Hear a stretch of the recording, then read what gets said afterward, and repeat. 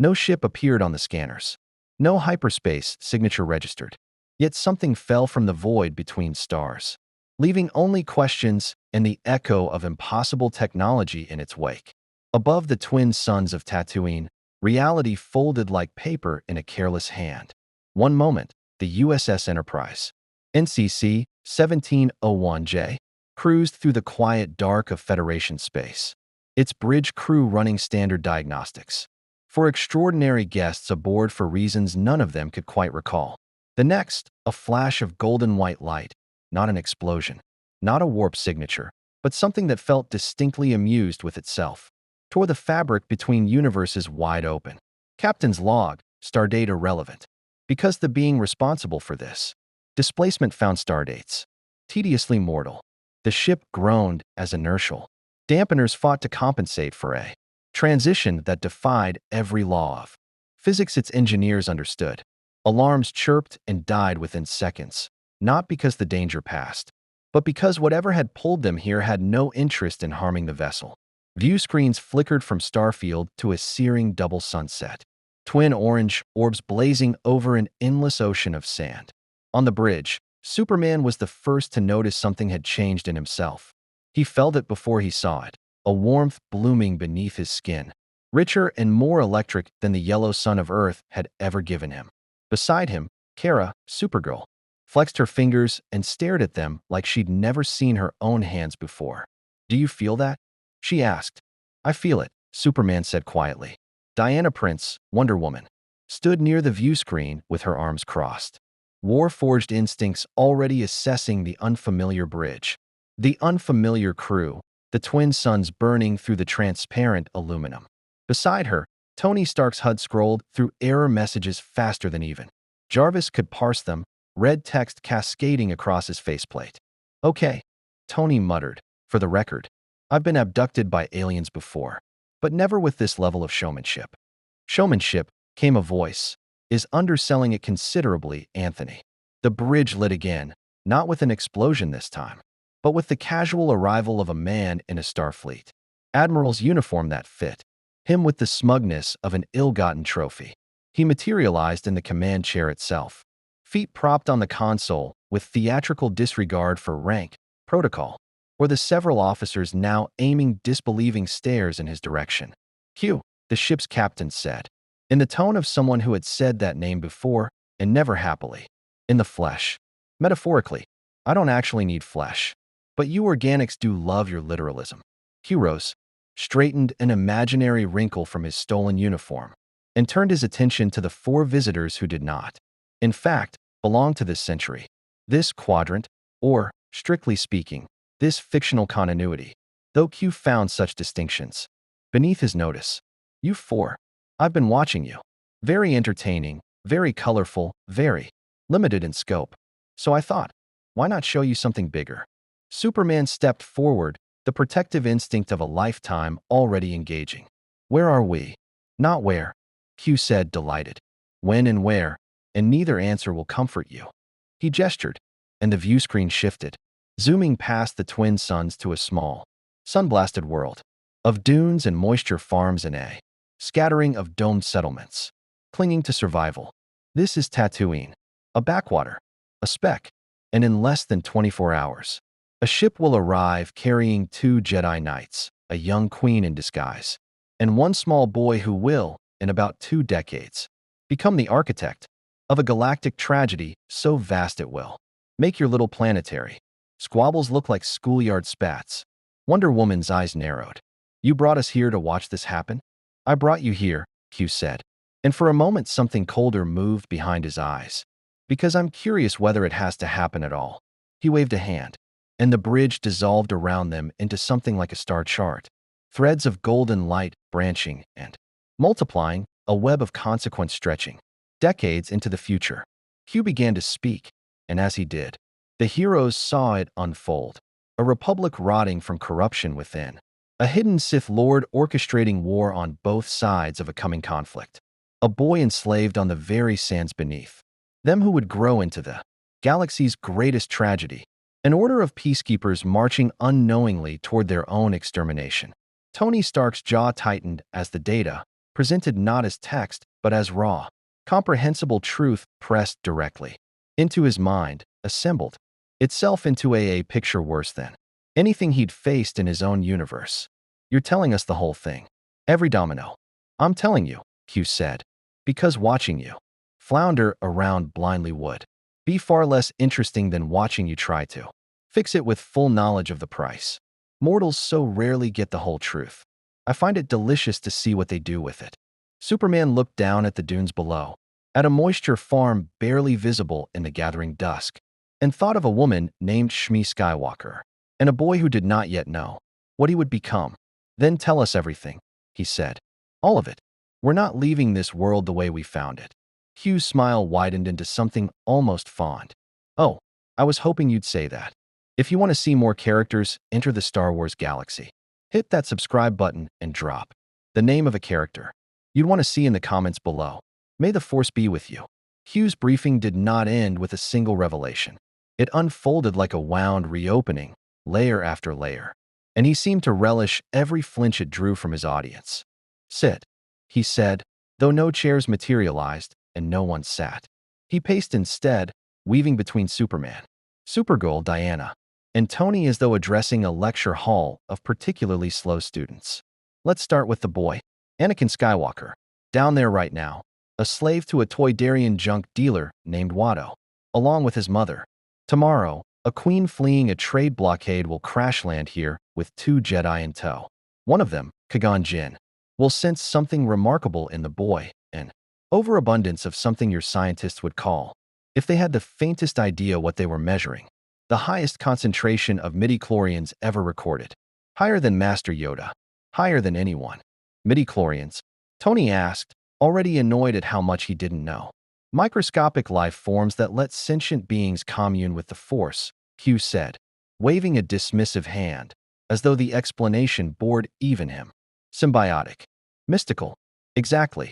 The kind of soft-edged mysticism your Avengers would find charmingly primitive, right up until it flattened a city. Wonder Woman's expression did not shift, but something in her posture sharpened, the stillness of a warrior, recognizing an old enemy in unfamiliar armor. You're saying this force is real power, not metaphor. Extremely real, Hugh said, and extremely immoral. It doesn't care who wields it. It flows through slaves and senators, monks and monsters alike.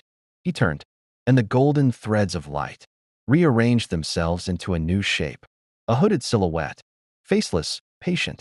This boy will be trained by the Jedi. He will become one of the greatest warriors the Order has ever produced, and he will also become their executioner. The silhouette split into 2, the boy grown into a young man, and beside him, a shadow with glowing eyes. There is a Sith Lord, Hugh continued, and his voice lost its mocking edge for the first time, hiding in plain sight. A senator, beloved, trusted. He has spent decades, engineering a war that does not need to happen, manipulating both sides of a conflict so that when it ends, the Republic will beg him to seize absolute power. He will corrupt the boy. He will turn him into the last thing his mother would ever want him to become. And on a single night, this Anakin, reborn as something else entirely, will lead soldiers into a temple full of children and end the Jedi Order in an afternoon. Superman had heard many threats in his years, delivered by beings of every scale of power. He had rarely felt the cold that moved through him now. Why are you telling us this instead of stopping it yourself? Hugh's smile returned, but it was thinner now. Because it's not my story to fix, Kal-El. The Continuum has rules about that sort of thing. Rules I bend constantly. Rules I am, in point of fact, bending rather significantly just by giving you this conversation. But you 4? You're outsiders. Not written into this galaxy's fate. Not bound by its rules. Its prophecies, its tidy little narrative machinery. You could change everything, and the universe wouldn't know how to stop you, because you were never supposed to be a variable in the first place. Supergirl had been silent, listening, her jaw tight. So this is a game to you. Everything is a game to me, Hugh said without apology. But even I find some games more worth playing than others. This one. He gestured to the dunes below, the gathering dusk, the small moisture farm, where a mother and son slept. Unaware has stakes I find genuinely interesting. A boy who could save a galaxy or burn it to ash, depending on who reaches him first. A Sith Lord confident that no one sees him coming. And now, for beings with power enough to rewrite the equation entirely. Tony crossed his arms, the analytical part of his mind already racing 3 steps ahead, cataloging variables, assessing risk. And what's the catch? Omnipotent tricksters like you don't hand out free lunches. Sharp, Hugh said, sounding genuinely pleased. There is a cost, yes. Not one I'll spell out for you. Where would the fun be in that? But know this, the galaxy has a way of course-correcting itself. Fate is not so easily rewritten. Push too hard in one place, and the pressure finds release somewhere else. Save the boy from his chains, and something else may take his place in the story's need for tragedy. Diana stepped closer to the view screen, watching the twin suns dip lower toward the horizon. Then we will simply have to be wiser than fate. Hugh laughed, a short, delighted bark of sound. Wonderful. I do love hubris in a hero. It's usually the last honest thing. They say before the story humbles them. He clapped his hands together, and the golden threads of light dissolved back into ordinary starlight. You have one day, more or less, before the trade. Federation's little invasion. Fleet arrives and the dominoes start falling in earnest. Use it wisely. Or don't. I'll be entertained either way. And then, with the same careless flash of light that had brought them here, Hugh was gone, leaving the bridge of the Enterprise silent, but for the distant hum of the engines and the weight of everything he'd just handed them. Superman turned to the others. We go down there. Tonight. The Enterprise held position in high orbit, cloaked from any prying sensors this era's technology could muster, while a transporter beam delivered 4 visitors. To the outskirts of Mos Espa in a shimmer of blue-white light that dissolved into ordinary desert dusk. Superman felt the change immediately, not weakness, but an overwhelming, almost dizzying surplus of strength, as if someone had opened a second sun's worth of power directly into his cells. Tatooine's twin suns, Tattoo I and Tattoo 2, blazed with a spectrum his body had never processed before, richer in the specific wavelengths his Kryptonian physiology converted into raw power. Beside him, Kara stumbled slightly, laughing despite herself. I feel like I could punch a moon, she said. Don't, Superman replied, though he understood the impulse. The desert around them shimmered with heat, twin shadows stretching long and strange across dunes that seemed to swallow sound itself.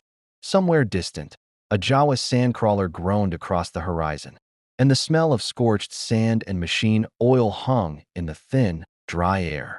Wonder Woman surveyed the settlement ahead, sun-bleached domes, worn Durasteel doorframes, streets thick with dust, and the low murmur of a dozen alien languages she'd never heard yet somehow, through some grace of the transporter's universal translator, Matrix patched into her comm, could understand.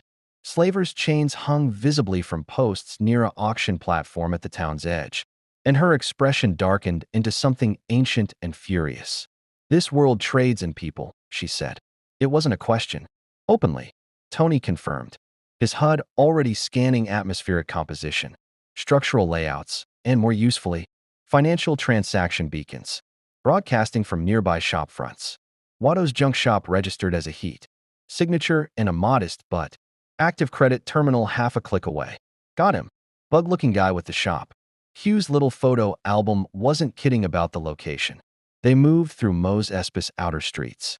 As dusk deepened toward the strange violet dark of a Tucson world's night, locals gave them wide, wary berth for strangers in unfamiliar dress, moving with a confidence and bearing that read, even to untrained eyes, as dangerous. Diana's presence alone parted crowds.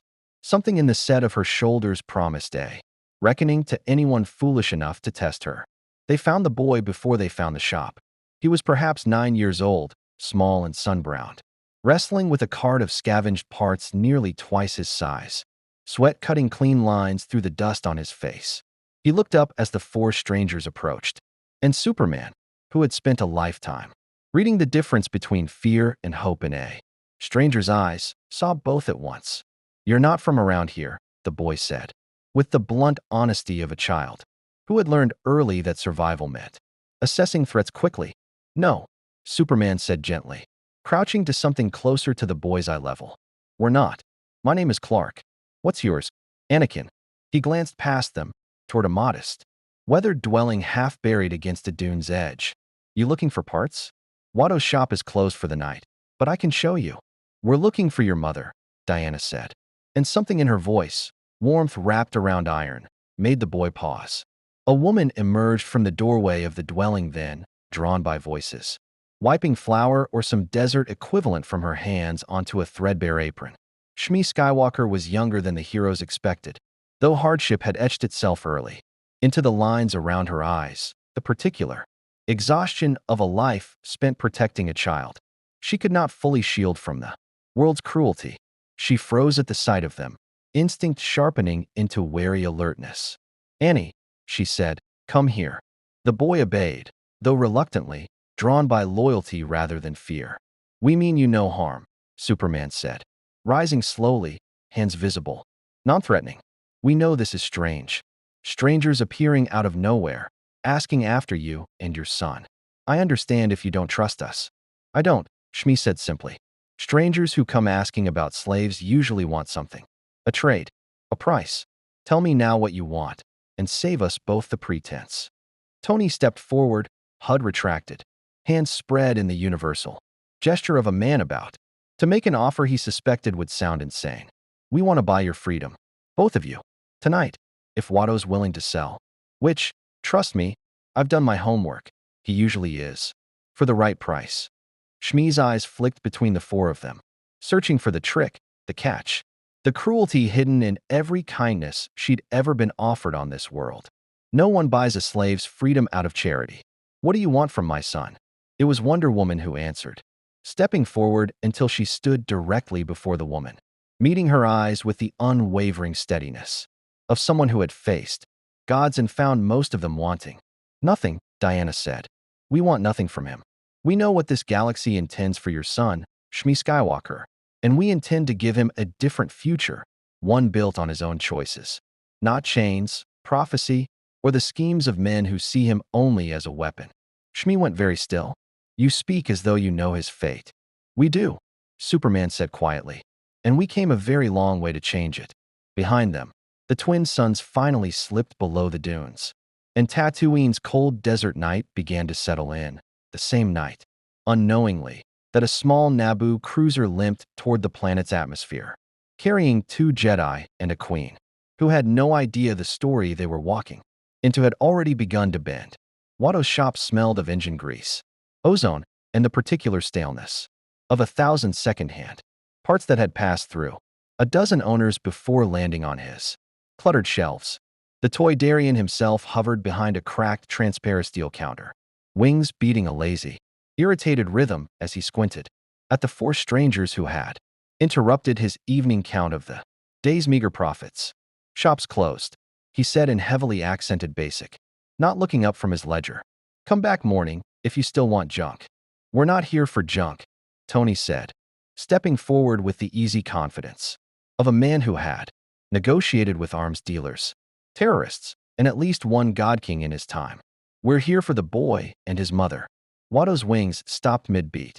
He looked up slowly, calculating, eyes narrowing as he took in the stranger's unfamiliar clothing, the confident set of their shoulders, the way the tall, dark-haired woman stood like she owned the room, and the 2 blonde ones radiated something that made his instincts, honed over decades of reading desperate buyers and dangerous sellers alike, scream caution. Skywalkers ain't for sale, he said automatically, though a flicker of greed crossed his face despite himself. Boys got value. Pod racer, best on the circuit, better than any humans got right. His mother, she cooks, she cleans, We're prepared to be generous, Tony interrupted, and with a flick of his wrist, projected a holographic display from a compact device on his wrist. 1. Tony had spent the last hour rigging from Enterprise Replicator, stock in a healthy amount of improvisation, translating Federation credits into an approximation of Republic currency that would make sense to a junk dealer's ledger. The numbers hovering in the air made Watto's eyes widen considerably. Watto's wings resumed beating. Faster now, greed visibly warring with suspicion. That's a fortune, Where's four strangers get a fortune like that? Does it matter? Diana asked, arms crossed, patience clearly thinning. It should have been simple. It should have ended there, credits for freedom. A clean transaction severing two lives from a lifetime of bondage. But Watto, for all his greed, was not a fool. And something about the situation itched at him in a way decades of shady dealings had taught him to respect. No, he said, surprising even himself. No deal. Tony blinked. I'm sorry. You heard me. No deal. Watto's wings slowed, and something almost like cunning settled into his expression. Strangers show up with a fortune, wanting one slave boy and his mother. No haggling. No questions asked. That's not a buyer. That's someone who needs something. And when someone needs something that bad, price goes up. Way up. Or maybe, he added, I just don't sell. Maybe I keep the boy. He's valuable. More valuable, seems like, than I knew. The temperature in the small shop seemed to drop several degrees, though nothing physical had changed at all. That, Wonder Woman said, voice quiet in a way that made the hair on Watto's neck stand up, would be a mistake. Superman placed a hand gently on Diana's shoulder, not restraining her. Exactly, but a silent reminder of the line Q had warned them about. The fragile difference between decisive action and the kind of overwhelming force that solved one problem while creating a dozen others. He'd spent his life learning that lesson on a much smaller stage than a galaxy. Here, the stakes of getting it wrong were incalculable. Let me handle this, Superman said, and stepped forward, letting just a fraction of his true nature show, not threat, but presence, the unmistakable weight of something far beyond. Watto's understanding standing calmly in his shop. You're right that we need this. But you should also understand that we're not people who take no for an answer easily. And we would much rather leave here with everyone satisfied than leave here having taken what we came for by other means. Watto's wings stuttered. Something in the stranger's eyes, calm, ancient, utterly certain, communicated a truth words alone couldn't have conveyed. This was not a negotiation he could win by stubbornness. You threatening me? Watto asked, though the bravado had drained considerably from his voice. No, Superman said simply. I'm telling you that the price you're about to name should reflect a fair trade, not a hostage situation. Name your true price. We'll pay it. Today. And you'll never see us again. No complications. No trouble. No HUD enforcers coming to ask why a valuable pod racer disappeared from your shop under suspicious circumstances. The mention of HUD enforcers, a threat. Superman had extrapolated from Tony's earlier research into the planet's criminal ecosystem, landed exactly as intended. Watto's calculations shifted visibly, weighing the fortune already on the table against the much messier alternative of holding on to a prize for powerful strangers clearly wanted badly enough to make disappear one way or another. Fine, Watto muttered, wings settling into a resigned droop. Fine, deal's a deal. Both of them. Papers processed tonight. Chips deactivated. Done. Tony's HUD flickered as he confirmed the transaction, watching decades of chains dissolve into a data transfer that took less than 4 seconds to complete. Somewhere in the small dwelling nearby, Shmi Skywalker would soon feel the cold metal band around her neck go slack. For the first time in a decade, and Anakin would look down at his own newly freed wrist with an expression none of the heroes were quite prepared to witness. Outside the shop, the twin moons had begun their slow arc across a sky utterly indifferent to the quiet revolution unfolding beneath it. The freedom papers were barely cold in Shmi Skywalker's hands when Diana Prince turned back toward the heart of Mos Espa, toward the auction platform they'd passed on their way into town, toward the chains still hanging from posts in the gathering dark. We're not finished, she said. Tony caught her arm, carefully, respectfully, but firmly. Diana, wait. She rounded on him. And for a moment, the full weight of 3,000 years of Amazonian conviction bore down on a man who had, admittedly, faced down worse than an angry demigod, but rarely with this particular flavor of righteous fury. There are children in chains on this world, Tony. Hundreds of them. Likely thousands, sold and traded like cargo while we stand here congratulating ourselves for saving one family. I know, Tony said, and meant it, the number crunching in his head all evening had made the scale of Tatooine's slave trade Impossible to ignore.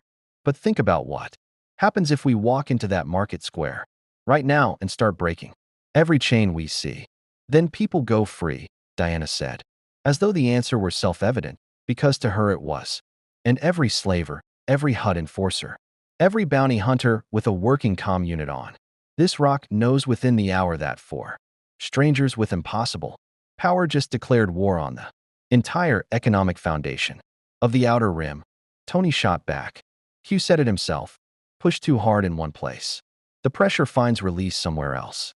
You want to free every slave on Tatooine tonight? Fine. Then what happens tomorrow? When the Trade Federation's invasion force arrives and finds a planet in chaos. Instead of the quiet backwater they expected, what happens to Shmi and Anakin when every Hutt crime lord in the sector is hunting the people who just cost them their entire labor economy? Diana's jaw tightened, but she didn't look away. So we do nothing. We let it stand. I didn't say that. Tony ran a hand through his hair. HUD dimmed. The analytical armor of his usual bravado stripped back to something more honest. I'm saying there's a difference between fixing one boy's fate and trying to fix an entire galaxy's moral rot in a single night with 4 people and 0 understanding of what happens next. We already don't know what ripples we've set off just by buying Anakin's freedom. You want to add dismantled the Hutt slave economy to that pile before we've even met a single Jedi? Superman had been listening quietly, standing near enough to intervene if the argument sharpened into something worse. But he stepped in now, voice measured. Diana, I understand the impulse. Believe me, I've felt it every day of my life. The temptation to use what we have to simply fix everything, all at once, everywhere. But Tony's not wrong about the danger of moving too fast. He paused, choosing his next words carefully. That doesn't mean we do nothing. It means we're strategic about where we spend the leverage we have. Strategic, Diana repeated, the word bitter in her mouth. That is the word men use when they mean convenient. It's not convenient, Superman said. It's survivable. For them. He nodded toward the small dwelling where Shmi and Anakin now stood in the doorway, watching the 4 strangers argue with the particular helplessness of people whose entire lives had just been upended by forces beyond their understanding. If we make Tatooine a battlefield tonight, we don't just risk our own safety. We risk theirs and every other family on this world who's already living close enough to the edge that one spark of chaos could get them killed in the crossfire. Diana said nothing for a long moment, staring toward the distant lights of the auction platform, toward chains she could see and hundreds more she couldn't, scattered across a planet that had normalized cruelty into commerce. I am not asking you to fix everything tonight, Superman continued, softer now. I'm asking you to trust that freeing this world from what's coming, from Palpatine, from the war, from the empire that will one day burn worlds like this one to ash for sport, might do more good than we could accomplish in a single night of righteous destruction. And if I don't want to wait for the long game? Diana asked, though the fire in her voice had banked slightly, tempered by the truth she couldn't quite argue against. If I believe every night we delay is another night, someone suffers in chains who didn't have to, then we remember them, Superman said. We don't forget what we saw here. And when this is over, when Palpatine is stopped, when the galaxy has a chance to breathe again, we make sure the people who inherit it understand exactly what kind of world they're building. One without chains. Not just here. Everywhere. Diana exhaled slowly, the tension in her shoulders easing by degrees, though something resolute and unyielding remained banked behind her eyes. A promise she was making silently to herself. One the others sensed but did not press. Very well, she said. Tonight, we save what we can save quietly. But Tony, she turned to him, and there was no anger left in her voice now. Only iron certainty. Do not mistake my patience for forgetting. This is not finished. Not for me. Tony held her gaze and, for once, didn't have a quip ready. Wouldn't dream of it. Behind them, Shmi Skywalker watched the 4 strangers with an expression caught somewhere between gratitude and fear, the particular vertigo of a woman who understood, perhaps better than anyone on this world, exactly how fragile freedom could be, and exactly how much still hung in the balance of a night none of them fully understood. Night deepened over Mos Espa. And with it came a problem Tony Stark had anticipated but hoped to delay. Word traveled fast on a planet where information was currency almost as valuable as credits themselves. He'd left Diana and Superman with Shmi and Anakin, working through the practical realities of sudden freedom, where they might go, what protection they might need, how to explain to a 9-year-old boy that the chains around his life had simply, impossibly vanished. Tony had excused himself to run what he called damage control, though the truth was more complicated. He'd noticed something in Watto's shop that troubled him more than the Toydarians' initial refusal to sell, a comm relay. Older tech, but active, pinging outward on a frequency that led, according to a quick scan his suit's systems, cross-referenced against Hugh's earlier data dump toward a HUD information brokers network operating out of Mos Eisley. Someone already knew. He found a quiet alley between two sun-bleached buildings and activated a holographic interface, fingers moving through the air with practiced precision as he traced the signal's path. Whatever brief transaction record Watto's shop had generated for the Freedom Papers had apparently triggered an automated flag somewhere in the HUD cartel's financial monitoring systems, the kind of algorithmic tripwire designed to catch unusually large transactions before they slipped past unnoticed. That's not good, Tony muttered to himself, watching data cascade across his display. The flag had already routed to a mid-tier enforcer named Gardulla, the HUD's organization, the same crime lord, he realized with grim recognition from Q's briefing, who in the original timeline had once owned Anakin and Shmi before losing them to Watto in a bet. If word reached her that four strangers with unlimited credits had just walked into Mos Espa and bought out 2 of her former slaves, freedom without so much as a courtesy negotiation, the resulting attention could unravel everything they'd just accomplished. He had perhaps a few hours before that flag escalated from automated system to an actual enforcer paying a visit. Tony worked quickly, fingers dancing through layers of HUD financial architecture that would have taken a Republic slicer weeks to properly map, but which his suit's processing power tore through in minutes. He didn't need to destroy the system or expose it. That kind of overt intervention would only draw more attention, precisely the kind of overreach Diana's earlier instinct toward grand justice would have risked. He needed something subtler, a clean edit, a transaction reclassification, enough to make the sale of 2 slaves' freedom paper look like a routine, low-value clerical transfer, instead of the anomaly that had triggered alarm bells in a crime lord's counting house. It was, in its own way, exactly the kind of problem Tony Stark had spent a career solving, not with force, but with the quiet, surgical application of superior information. He rerouted the flagged transaction through 3 shell accounts he improvised on the fly, backdated the paperwork by 2 standard weeks, and buried the whole transaction under a mountain of mundane junk shop bookkeeping that would bore even the most diligent HUD auditor into disinterest. By the time he finished, the digital trail leading back to 4 strangers and a suddenly freed slave family had gone cold. He returned to find Superman crouched at Anakin's level near the dwelling's entrance, the boy peppering him with the rapid-fire questions of a child whose entire understanding of the universe had just been rewritten in a single evening. So you're not from Coruscant, Anakin was saying. And you're not from Naboo, and you're not.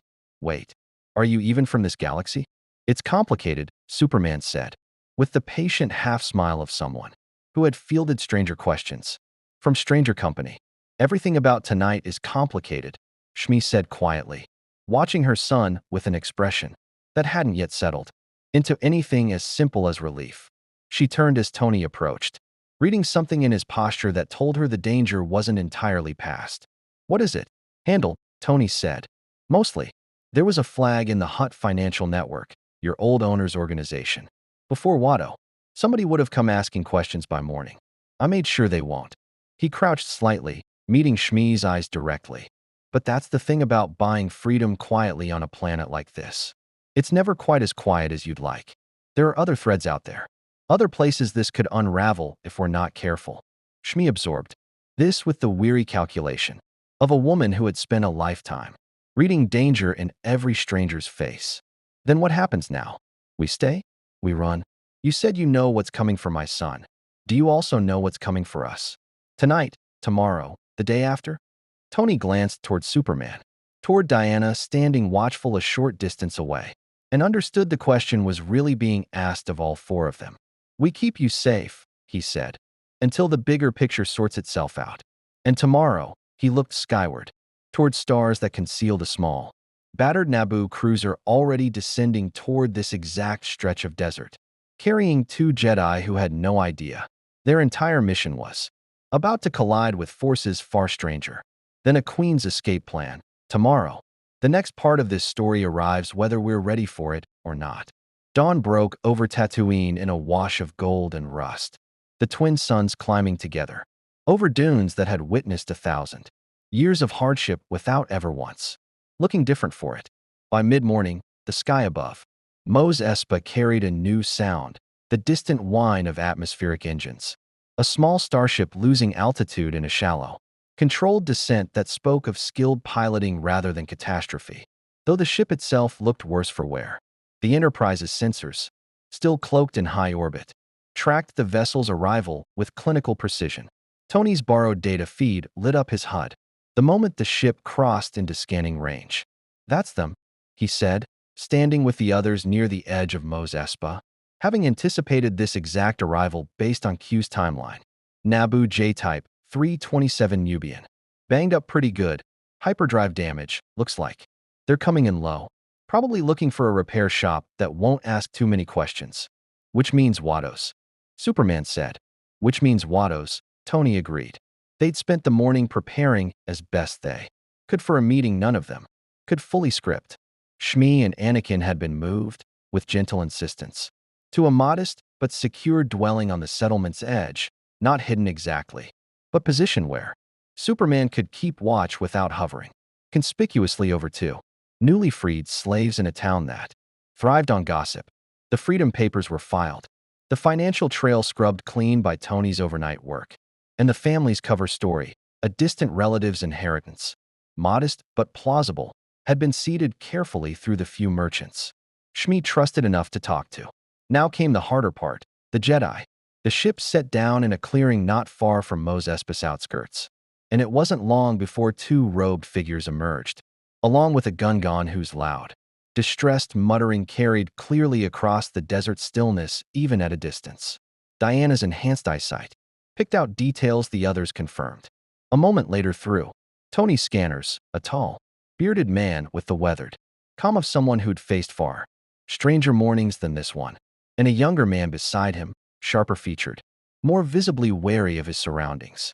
Qui-Gon Jinn and Obi-Wan Kenobi, Superman said quietly, recognizing them from the golden threads of Q's briefing.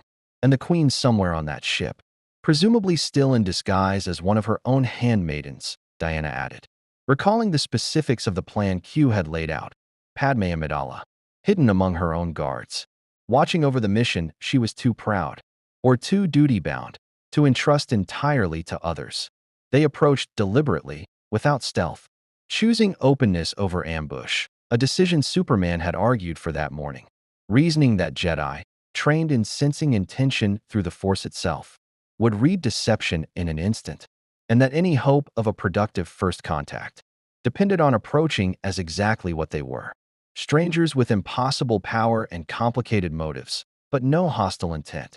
Qui-Gon noticed them first. His hand didn't move toward the weapon at his belt, but something in his stance shifted, a stillness settling over him that Diana recognized instantly as combat readiness disguised as calm. Obi-Wan's reaction was less subtle. His lightsaber hilt was in his hand before the strangers had closed half the distance, though he didn't ignite it. That's close enough, Obi-Wan said, voice tight but controlled. The four heroes stopped, hands visibly empty though. Superman understood the gesture would mean little to men who could likely sense, through whatever strange sixth sense the Force granted them, that empty hands weren't remotely the same as harmlessness in this particular company. Qui-Gon studied them for a long moment, his weathered face unreadable, before he spoke, not to his companion, but directly to the strangers, in a voice calm enough to suggest either remarkable composure or genuine curiosity overriding caution. You're not from Tatooine. You're not from anywhere I recognize. If I'm reading the currents correctly." He tilted his head slightly, as though listening to something none of the others could hear. "The force around you is unusual. Not absent. Not quite present in the way I understand it, either. Foreign. You could say that," Tony said. "Master Kagan," Obi-Wan said, a warning edge in his voice, though his eyes never left the four strangers. "I don't like this." "Neither do I, entirely," Kagan admitted. "But instinct tells me these four aren't here by accident. And I'd rather understand why then. Assume the worst without cause." He addressed the group directly again. "You have names, I assume?" Superman stepped forward, deliberately unhurried, meeting the Jedi Masters. Gaze with the same calm honesty he'd used on every difficult first contact of his own long career. "My name is Clark. This is Diana, Tony, and Kara. We know why you're here. Master Jin, the blockade, the Queen, the search for parts to repair your ship. And we know what's waiting for you and your order in the years ahead. If certain things aren't changed." He paused, letting the weight of that land. "We're not your enemies. But I understand if that claim means very little to you right now." Qui-Gon's expression didn't change, but something behind his eyes sharpened into focus, the particular attention of a man who had spent decades learning to distinguish true prophecy from convenient lies, and who recognized, with the force humming strange and unfamiliar around these four impossible strangers, that whatever was happening here was far larger than a simple ship repair on a backwater world. "Then perhaps," he said slowly, "you'd better tell us everything." They spoke in the shade of a rock outcropping at the settlement's edge, away from curious eyes, while Obi-Wan kept a wary watch and the Gungan, introduced hastily as Jar Jar Binks, currently more interested in a nearby lizard than the conversation's gravity, wandered close enough to eavesdrop before Kagan gently redirected him elsewhere. Superman chose his words carefully, aware that everything he said now would shape whether the Jedi Master trusted them enough to act on what followed, or dismissed them as dangerous eccentrics best avoided. He didn't tell them everything Q had revealed. Some truths he'd decided overnight with the others were too destabilizing to hand a stranger in a single conversation, however trustworthy that stranger seemed. But he told them enough. "There's a boy on this planet," Superman said. "Anakin Skywalker. You'll meet him today or tomorrow. If fate ran its original course, sent here by need for hyperdrive parts, same as you.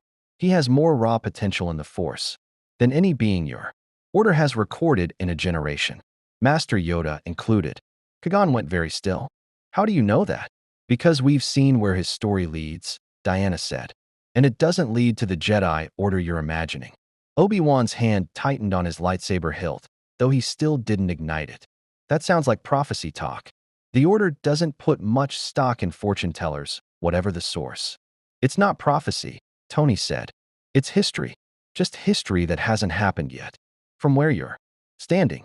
He held Obi-Wan's skeptical gaze without flinching. "I get it. I'd be skeptical too, if four strangers showed up telling me the future like it was a done deal. But ask yourself something. Would we have spent the last 12 hours buying a slave boy's freedom from a Toydarian junk dealer if we didn't believe, with everything we have, that his fate actually matters?" That landed. Qui-Gon's eyes flicked towards Superman, searching. "You've already found him. Freed him. Last night," Superman confirmed. "Him and his mother, both." Something shifted in Qui-Gon's expression, not quite belief, but the particular openness of a man whose entire philosophy rested on trusting the currents of the Force even when they defied explanation. "The Force spoke to me the moment we landed," he admitted, quieter now. "Told me something significant awaited us here. I assumed it meant parts for our ship. I begin to suspect I was wrong." "There's more," Superman said. And here was where the conversation grew genuinely dangerous. Because what came next would either forge an alliance or shatter any trust they'd built in the last few minutes. "There's a Sith Lord active in the Republic right now. Hidden, patient, manipulating events on a scale that will take decades to fully unfold. A war that doesn't need to happen. A Republic that will collapse from corruption he's cultivated himself. And eventually, an attack on the Jedi Order so complete it will very nearly wipe your entire way of life from the galaxy." Obi-Wan's lightsaber ignited before Kagan could raise a hand to stop him, not aimed at the strangers, but activated in reflexive tension, the blue blade humming in the desert heat. That's not possible. The Sith have been extinct for 1,000 years. The Council would sense. The Council, Diana interrupted, not unkindly but firmly, is exactly what he's counting on not sensing him. That's the nature of the thing you're facing, Obi-Wan Kenobi. Not a monster in the shadows.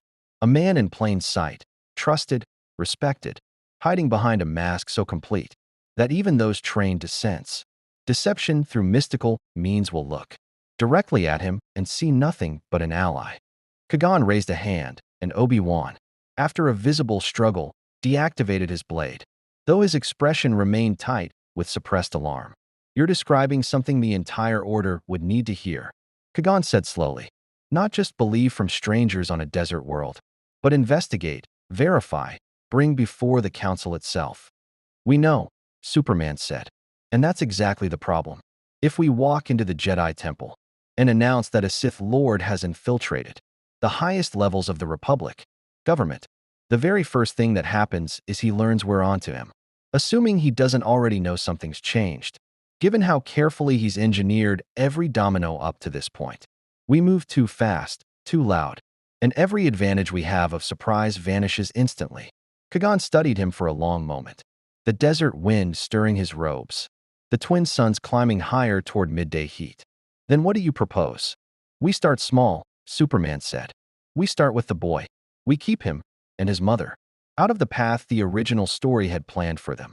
We let you and your order investigate the deeper threat carefully, on your own timeline, using whatever caution decades of peacekeeping have taught you. And we stay close enough to help when the moment comes that help is needed most. Kagan exchanged a long look with Obi-Wan, a silent conversation years of partnership had clearly refined into unspoken shorthand. Before turning back to the four strangers within, expression that had settled, finally, into something resembling cautious resolve.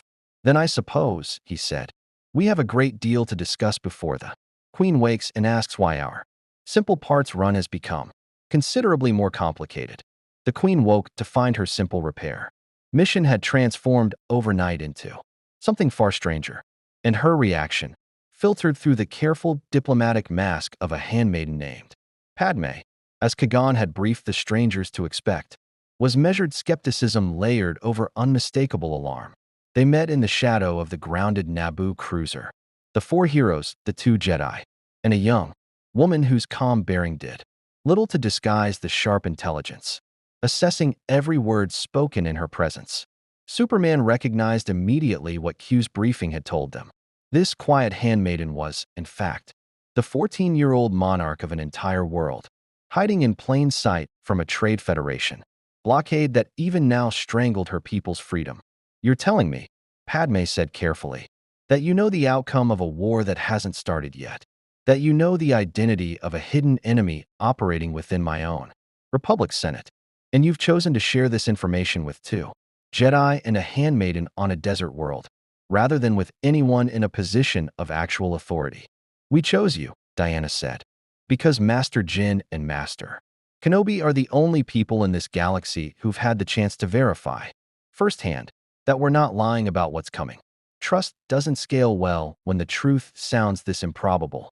It was a fair point, and Padme's expression, though still guarded, softened by degrees as the conversation continued. The strangers laid out, carefully, deliberately, without revealing every detail Q had shared, the shape of the threat awaiting the galaxy. A senator whose ambitions ran far deeper than public service. A war engineered from both sides. A republic that would crumble not from external attack, but from corruption, cultivated patiently over decades. You understand, Kagan said, addressing Padme directly now, that if what they say is true, the blockade your people currently suffer under may itself be part of this larger design. A crisis manufactured, at least in part, to create the conditions this hidden enemy requires. Padme's jaw tightened, the weight of that possibility settling visibly on his shoulders, already carrying more than any 14-year-old should have to bear. Then what do you suggest I do? Return to Naboo and simply accept the blockade, trusting that some larger plan will resolve itself in time? No, Superman said. You go to Coruscant, exactly as you'd already planned. You petition the Senate for aid, exactly as your original mission intended.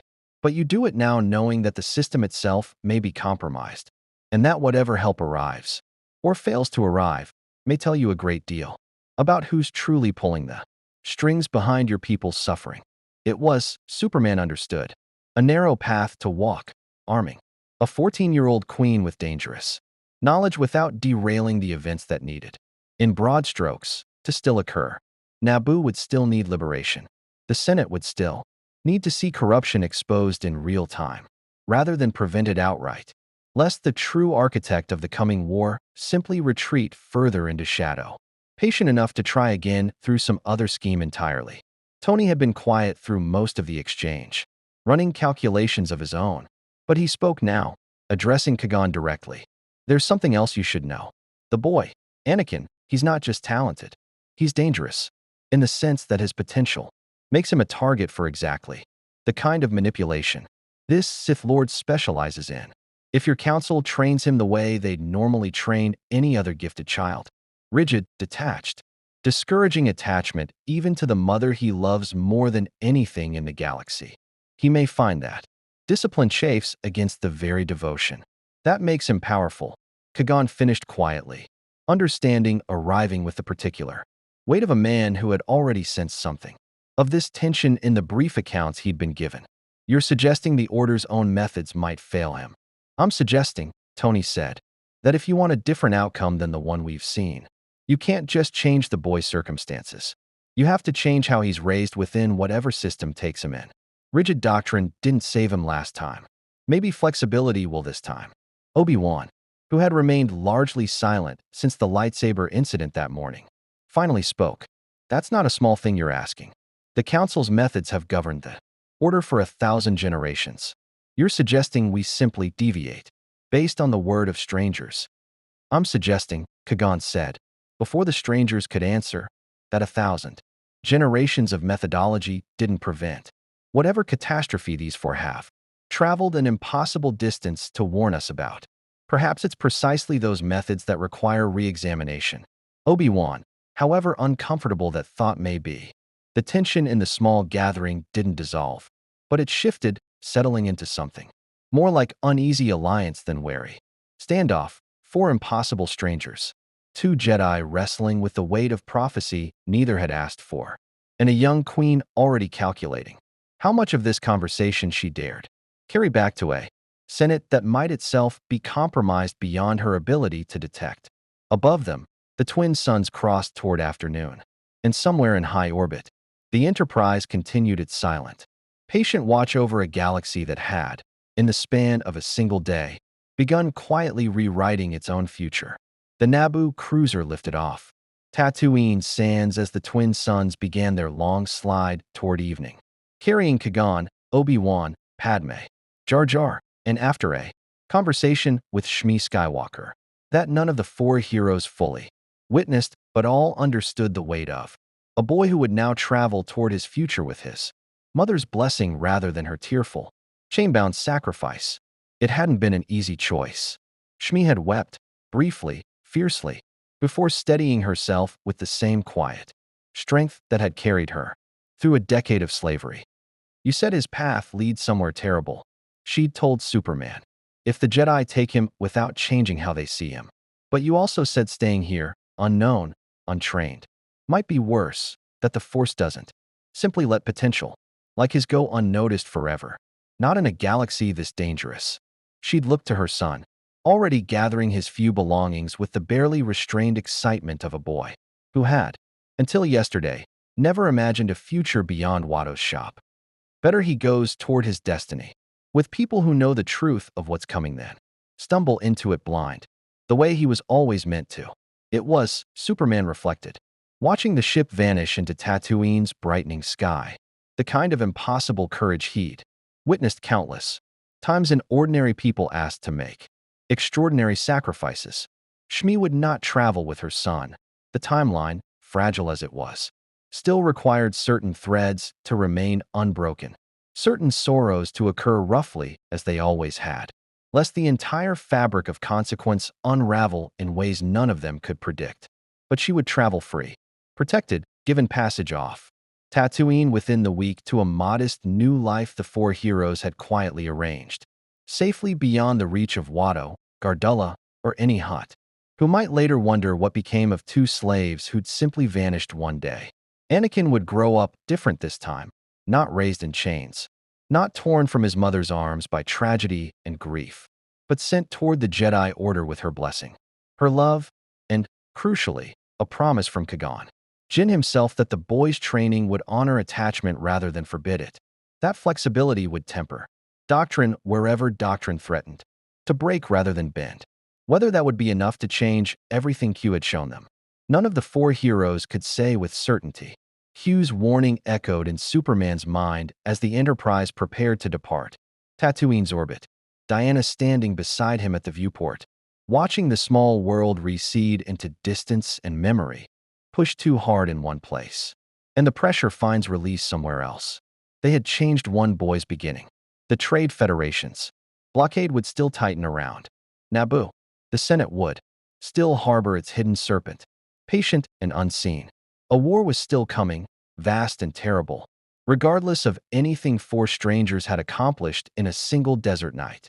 But a seed had been planted, a different kind of Anakin Skywalker, raised toward the Jedi with love rather than loss as his foundation, might grow into someone the galaxy's coming darkness would find far harder to claim. "We'll come back," Diana said quietly, watching Tatooine's twin suns blaze against the curve of the world below. "When the moment calls for it. When Palpatine's mask finally slips enough for the galaxy to see him clearly." "We will," Superman agreed.